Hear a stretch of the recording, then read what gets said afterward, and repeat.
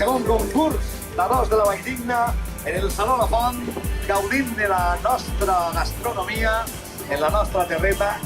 portant-la arreu del món gràcies als restaurants que han vingut de fora i els que han vingut de la nostra terreta des de la Comunitat Valenciana al nostre país